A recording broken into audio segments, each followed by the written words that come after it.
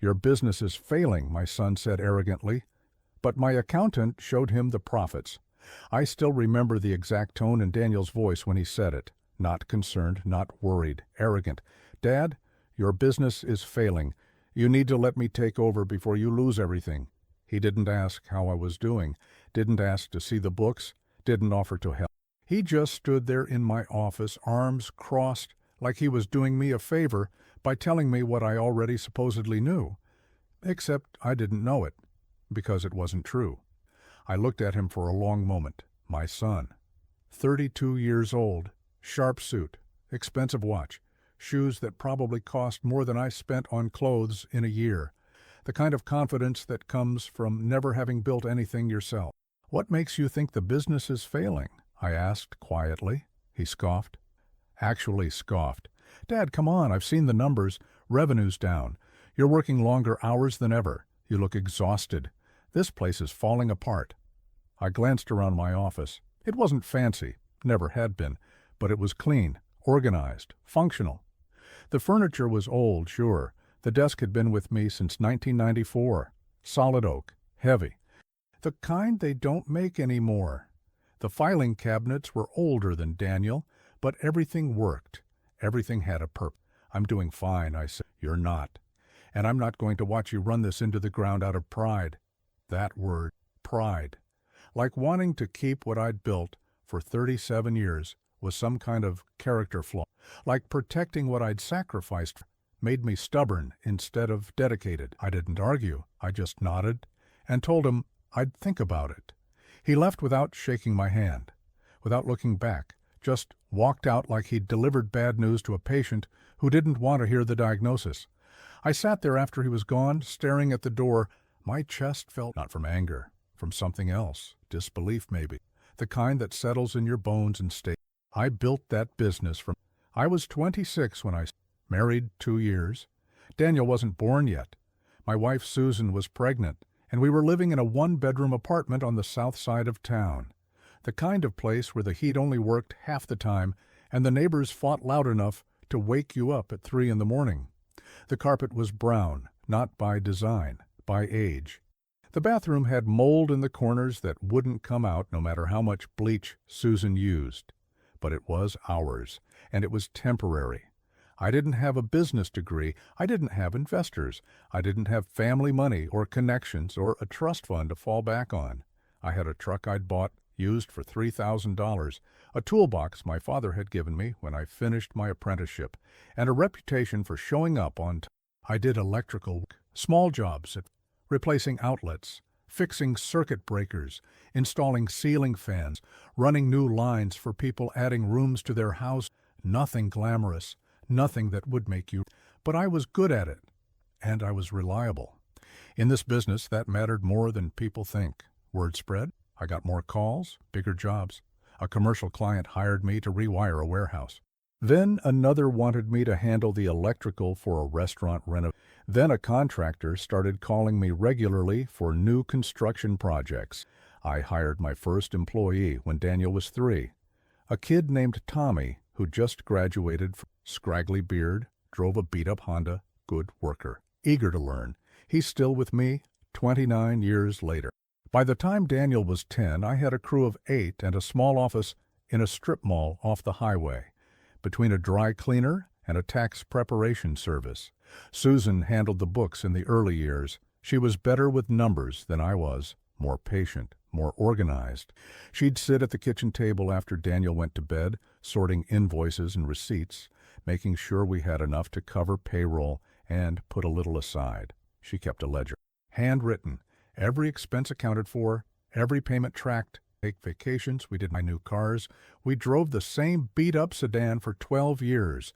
The air conditioning broke in year 7. We just rolled the windows down. Every dollar went back into the business or into savings for Daniel's future. When he graduated high school, I paid for his college, all 4 years. State University, tuition, room, board, books. No loans, no debt. He studied business administration. Came home on breaks talking about market disruption and scalability and vertical integration. I didn't always understand the language, but I was proud. He was smart, ambitious. He saw the world differently than I did. He talked about startups, tech companies, disruption. I listened. I thought he'd want to join the company after graduation, and did for years. Father and son working side by side. Maybe he'd bring new ideas, help us grow, modernize things I didn't fully understand. I even cleared out space in the office, set up a desk for him, but he didn't. He took a job in the city, corporate, big firm, good salary, benefits, corner office within 3 years. I told him I was happy for him, and I was. But I'd be lying if I said I wasn't a little disappointed. I never told him that. I didn't want him to feel guilty. I didn't want him to think I expected anything from him. So I just said congratulations and asked him about his new job, and listened while he told me about his projects and his colleagues. By the time the ambulance got there, it was too late. The doctor said it was quick, said she didn't suffer. I don't know if that's true or if he was just being kind. Daniel came home for the funeral, stayed 3 days, then went back to his life. I understood. He had a career, responsibilities. A girlfriend he was serious about, Jennifer, nice girl, worked in marketing. I didn't expect him to drop everything. But after she was gone, the silence in the house felt heavier than I'd expected. I'd come home from work, and there'd be no one there. No dinner on the stove, no voice calling from the other room asking how my day was. Just silence. The house felt bigger, emptier. I'd sit at the kitchen table and eat whatever I'd picked up on the way home. Microwave meals, fast food, things Susan never would have let me eat. I started spending more time at the office. It was easier than being home. The business kept growing, slowly, steadily. We expanded into commercial contracts, won a bid to handle the electrical for a new medical center, hired more people. I was working harder than I had in years, but it felt good, purposeful. Daniel called every few weeks. We'd talk for 10, maybe 15 minutes. He'd ask how I was doing. I'd say, fine. He'd tell me about some project at work, some client presentation, some promotion he was up for. Then we'd hang up. It wasn't bad. It just wasn't close. We'd never been particularly close, if I'm being honest. When he was growing up, I was always working, building the business, trying to provide. Susan was the one who went to his soccer games, his school plays, his parent-teacher conferences. I told myself I was doing it for him, for his future. I was just doing what I knew how to do, work. But the questions got sharper, more pointed. Dad, are you still using that old accounting software? Do you even have a digital marketing strategy? When's the last time you reviewed your pricing model? Have you considered automating any of your processes? There was an edge to it, like he was cataloging my failures, like he was building a case. I started to feel defensive, which I hated. I'd never felt defensive about my work before. I'm doing fine, I'd tell him. That's what you keep saying, but I don't think you actually know what fine means anymore. I know my business. Do you? He'd ask. Because from where I'm sitting, it looks like you're barely keeping your head above water. Daniel just walked in, all smiles, shaking hands with my employees, like he was running for office. Just wanted to stop by and see how things are going, he said. At first, they thought it was nice. The boss's son, taking an interest, Rita, my office manager, made him coffee. Tommy showed him the new panel truck we just bought, but I could see what he was doing. He was gathering information. He'd ask Tommy about workflow, ask Rita about scheduling software, ask the new guys about training procedures. So how does your dad usually handle job assignments? Does he have any kind of digital tracking system? What happens when a client calls with a problem? And they'd answer. Because why wouldn't they? He was my son. He seemed interested, engaged. They didn't see what I saw. One afternoon he pulled me aside after spending 20 minutes talking to my crew. Dad, I've been talking to some people. There's a firm in the city that specializes in business turnarounds, small operations like yours. I think you should meet with them. I don't need a turnaround, I said. You do, he insisted. You're just too stubborn to see. I felt something tighten in my... Daniel, I've been running this business for 37 years. I think I know. That's the problem, he interrupted. You're stuck in the past. The industry's changing. You're not. I looked at him. Really looked at him. His expression wasn't worried. It was impatient, frustrated, like I was a problem he needed to solve. He wasn't worried about me. He was embarrassed. Embarrassed that his father still ran a small, unglamorous electrical company out of a strip mall office. Embarrassed that I drove a 12-year-old truck. Embarrassed that I wore the same work boots I'd had for 8 years. I didn't say anything else. I just turned and walked back to my desk. Have you seen what your competitors are doing? They're all online. They have apps. You don't even have a website that works properly. He said these things in front of my employees, in front of clients. One time, we were meeting with a potential customer, a guy who owned a chain of auto shops and needed electrical work done at 3 locations. Good contract, easy 6 figures. Daniel was there. He'd insisted on sitting in. I didn't want him there, but I didn't know how to say no without starting an argument. Halfway through the meeting, he interrupted me. What my dad isn't mentioning is that we're in the process of updating our entire operational framework, new systems, new processes. You'll be working with a much more modern operation going forward. The client looked confused. I was mortified. I tried to redirect. What Daniel means is, I mean exactly what I said, Dan. This business has been operating the same way for decades. It's time for a change. After the meeting, I pulled Daniel aside. Don't ever do that again, I said. Do what? He asked innocently. Undermine me in front of a client? I was helping, he said. You were making us sound outdated. We are outdated, I said, but we do good work, and that's what matters. That's not how business works, and he left. I stood there, feeling humiliated. Rita came over afterward. Hey? She asked quietly. Fine, I said, but I wasn't. I started looking at my office and seeing what he saw. Old furniture, outdated system, a business stuck in time. I started wondering if he was right, if I was holding on to something that should have evolved years ago, if my stubbornness was the problem. He set the folder on my desk like he was presenting evidence in a trial. I had a friend run some projections, he said. Based on your current trajectory, you'll be operating at a loss within 2 years. I opened the folder. It was full of charts and graphs I didn't ask for. Revenue projections, expense forecasts, market analysis, competitive comparisons, all of it painted a bleak picture, declining revenue, rising costs, market share erosion. This isn't accurate, It's based on your revenue trends, he replied. My revenue is fine. Dad, look at the numbers. I am looking at them. They're wrong. The way you sigh at a child who won't listen. Dad, I'm trying to help. I didn't ask for help. His jaw tight. You never do, he said. That's why you're in this position. He left the folder on my desk. I threw it in the trash after he was gone. But that night, I pulled it back out. I sat at my kitchen table and read through every page. The projections were based on faulty assumptions, revenue declines that hadn't happened, expense increases that were speculative at best. But seeing it all laid out like presented with such authority made me doubt myself. What if he was right? What if I was too close to see the truth? What if I was too old, too stubborn, too stuck in my ways to recognize what was happening?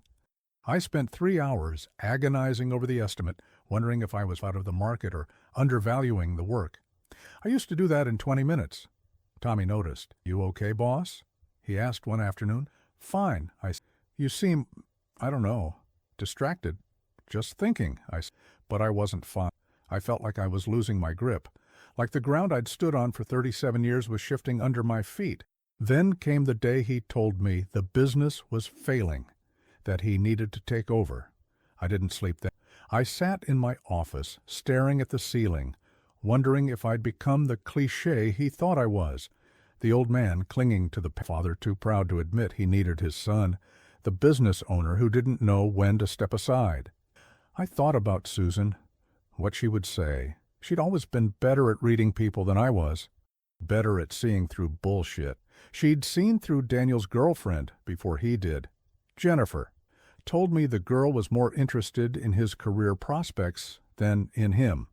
She asks too many questions about money, Susan had said, not in a curious way, in a calculating way. 6 months later, they broke up. Daniel never knew Susan had called it. I wondered what Susan would see. Would she tell me Daniel was right, that I was being stubborn, or would she see what I was starting to suspect? Revenue, expenses, profit margins. I need to know exactly where we stand. There was a pause. Is everything okay? She asked. Her voice had that careful tone, the one people use when they think something's wrong. Just humor me, I said. Of course. When do you want to meet? Tomorrow, I said. If you're free? I'll make time, she said. Laid them out on the conference table in my office. Profit and loss statements, balance sheets, cash flow. Let's start with revenue. She walked me through the numbers. Year 1, $1.8 million. Year 2, $2.1 million. Year 3, $2.4 million. You're up 33% over 3. I stared at the numbers. They didn't match anything Daniel had shown me. What about expenses? She flipped to another page. You've kept expenses nearly flat. Payroll is up slightly, which makes sense given your headcount increase. Materials costs are up, but that's industry-wide. Overall, you're controlling costs extremely well. And profit margin? It's increased from 18% to 22%. I'm not failing. Margaret looked at me like I'd lost my mind. Failing? You're one of the most profitable small contractors in the region. Who told you you were failing? I didn't answer. She kept going. Your debt-to-income ratio is excellent. You have strong cash reserve. Your client retention rate is over 90%. Your average project value has increased. By every metric that matters, you're thriving. She paused. Honestly, most business owners would kill for numbers like these. Can you put all of this in a report? I asked. Of course, she said. But why? Are you looking to sell? No, I said. I just need to see it in writing. She studied me. Someone's been telling you the business is in trouble, haven't they? Your son? Nodded again. She frowned. He's wrong, she said flatly. Dead wrong. So I started paying closer attention. I started listening to what he said, how he said it, and I started noticing patterns. Every time he came by, he'd talk to my employees, ask them questions about efficiency, about processes, about me. Does your dad ever talk about retiring? Has he mentioned succession planning? What would you do if he wasn't here anymore? Rita told me about it one afternoon. She knocked on my office door, closed it behind her. Your son's been asking a lot of questions, she said carefully. What kind of question? Asked. She hesitated. About what would happen if you sold, or if someone else took over, about how the business would run without you. I nodded. What did you tell him? That you're not going anywhere, that you're the best boss I've ever had, and this place runs because of you. Thanks, Rita. He didn't like that answer. The kind of guy who's sold a lot of people things they don't need. Pleasure to meet you, sir, he said. Daniel's told me a lot about the company. I shook his hand but said nothing. They walked through the office together, took notes, asked my employees questions. I watched from my desk. Marcus had a clipboard. He'd write something down, nod seriously, write something else. He asked Tommy about our dispatch system, asked Rita about our billing process, asked our newest hire about training procedure. When they were done, Marcus sat down across from me. Daniel stood behind him, arms crossed. I'll be honest with you, Mr. Brennan, Marcus said. There's a lot of potential here, but the infrastructure is outdated. You're not leveraging technology. You're not optimizing resource allocation. Your marketing is virtually non-existent. Is the business profitable? I asked. He hesitated. Well, that depends on how you define. Yes or no, I said. Technically, yes, he admitted. But profitability isn't the only metric that matters in today's business environment. Then I don't need your help, I said. Marcus looked at Daniel. Daniel's face flushed. Dad, don't be ridiculous. I'm not being ridiculous, I said calmly. I'm being clear. My business is profitable. I don't need a consultant. You're being stubborn, Dad. Maybe, I said, but it's my business.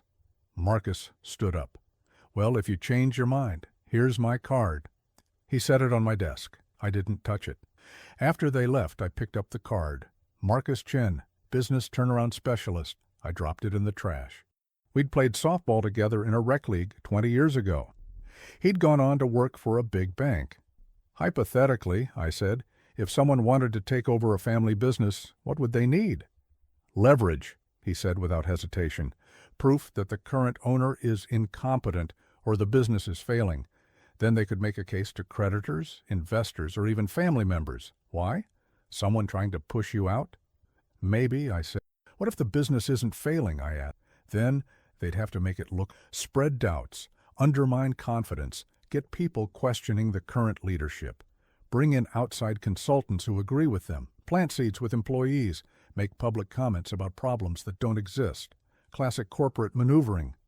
I thanked him and hung up. He'd updated his profile recently. Under current projects, he'd listed family business restructuring and acquisition. Under skills, he'd added succession planning and business turnaround strategy. I read it 3 times. My son was planning to take my business, not help me with it, take it from me. We'd known each other since high school. He'd handled Susan's estate after she... Solid guy. Honest. Ed, I need to update my will, I said. Okay, he said. What are we changing? I want the business protected. I want it set up so it can't be dissolved or transferred without my explicit, written consent. Ed looked at me over his glasses. Are you expecting someone to try to take it from you? I'm preparing for the possibility, I said. He nodded slowly. We can set up a trust. It'll make it legally airtight. No one can touch it without your signature. Do it, I said. Even family. Especially family. Second, I met with Margaret again. I want a full audit, I said. Everything documented. Revenue, expenses, profit, projects, cash flow, assets, liabilities. I want it airtight. Are you planning to sell? I'm planning to. But I need documentation that proves this business is solid. I'll have it ready in 2 weeks. Make it 1, I said. You got it. Third, I stopped engaging with Daniel's criticism. Completely. When he called to ask about the business, I kept my answer short. Everything's fine. Nothing's changed. I've got it handled. No details, no openings, no vulnerability. He grew frustrated. I could hear it in his voice. Dad, I'm just trying to help. I know, Then why won't you let me? Because I don't need help. You're being unreasonable. Maybe, but it's my decision. He'd hang up angry. I didn't care. I'm not transitioning the business, I said. Dad, I'm not discussing this, Daniel. You're being irrational.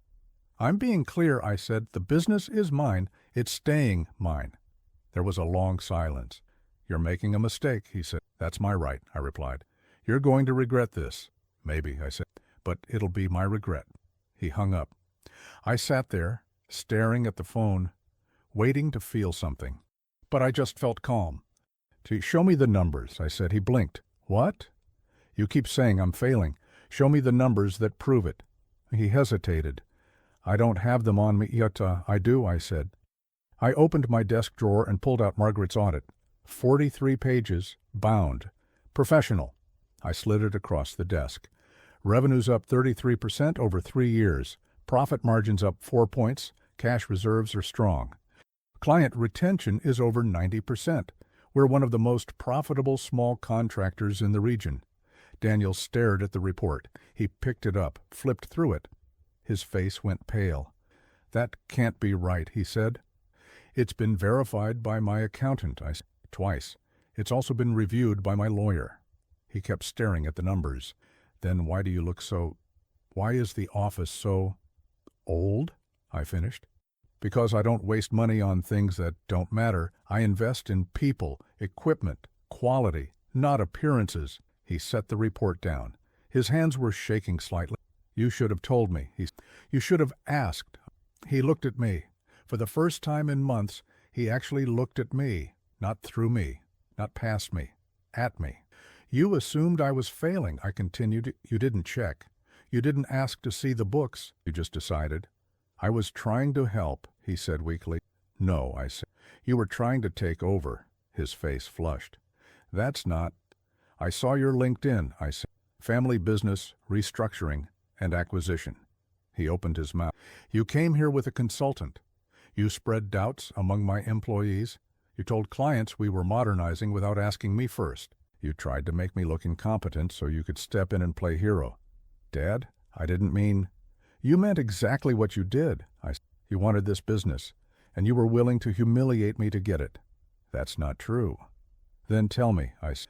Tell me why you put family business restructuring and acquisition on your LinkedIn. Tell me why you hired a consultant without asking me. Tell me why you've been questioning my employees about succession planning." He didn't answer. "Get out," I said quietly. "Dad, please, get out of my office." He stood there for a moment, looking like he wanted to argue, looking like he wanted to explain. Then he left. Rita was standing in the doorway. She'd heard everything. She didn't say anything, just gave me a small nod, then went back to her desk. No calls, no visits, no texts, no emails, nothing. Part of me wondered if I'd been too harsh, if I'd overreacted, if I'd destroyed whatever relationship we had left. But mostly, I felt relief. The weight I'd been carrying for months was gone, the constant second-guessing, the doubt, the feeling that I was fake, all of it, gone. 3-year deal with a property management company to handle all electrical maintenance, their commercial property, 23 buildings. Tommy asked if we should hire more people. "Let's see how the first 6 months go. But yeah, probably," he grinned. "You're doing great, boss." "We're doing great." Because it was true. We were. Handwritten envelope. My name in Daniel's handwriting. I almost didn't open it. Almost threw it away. But I didn't. I opened it. "Dad, I'm sorry. I was wrong. I thought I knew better. I thought I was helping. But I wasn't listening. I wasn't seeing you. I was seeing what I wanted to see. A struggling old man who needed rescuing. Not the man who built something from nothing and kept it going for nearly 40 years. Not the father who sacrificed everything to give me opportunities he never had. I don't expect you to forgive me. But I needed you to know. I'm sorry." I read it twice. Then I set it on my desk, next to the photograph of Susan. Like everything I'd built didn't matter. Those feelings don't go away just because someone apologizes. They sit inside you. They change how you see things. We just signed our biggest contract yet. A distribution center going up on the east side. 18-month project. 7 figures. I hired 2 more electricians last. Good people. One's fresh out of trade school, eager and sharp. The other has 15 years' experience and was looking for a better situation. Margaret says we're on track to hit $3 million in revenue next year. I'm proud of that. Not because it proves Daniel wrong, but because it proves I was right to trust myself. I sit in my office some evenings after everyone's gone home. The same office I've had for 23 years. The same desk, the same chair, the same view of the parking lot. And I feel something I haven't felt in a long time. Peace. Not because everything's perfect, but because I know who I am. I'm not a failing old man. I'm not an embarrassment. I'm not someone who needs to be rescued. I'm a builder, and I'm still building. Daniel was wrong about me. But the hardest part isn't that he was wrong. It's that he never bothered to check. He saw what he expected to see, an old man, outdated, struggling, and he treated me accordingly. That's the part that hurts. Not the insults, not the arrogance, the assumption, the idea that I couldn't possibly know what I was doing, that I needed to be rescued from myself. And trusted, the way I've trusted. Tommy asked me the other day if I'd ever thought about retiring. "Someday," I said, "but not yet. You've got a lot of good years left, boss." "I hope so," I said, "because the truth is I'm not ready to stop. This business isn't just what I do, it's who I am. And I'm not ready to let that go. Not for anyone, not even my son." I used to think I'd pass it to Daniel, that he'd take over and carry it forward. But I don't think that anymore. Maybe I'll sell it to Tommy. He's been with me almost since the beginning. He knows the business, the clients, the crew. He's earned it. Or maybe I'll sell it to someone outside the family, someone who will appreciate what's been built here. Someone who won't look at it and see something outdated. Someone who will see what I see. A solid business, built on trust, on quality, on reliability, on showing up. I look at it sometimes, wonder what I should say, if I should say anything at all. Part of me wants to forgive him, to rebuild what's been broken. But another part knows that some things can't be rebuilt, not the way they were. Maybe we'll find a new way, or maybe we won't. Either way. About showing up every day and doing the work. That's what matters. Not what my son thinks, not what anyone thinks, just the work, and the people who depend on it. Por favor, verifiques. His postus.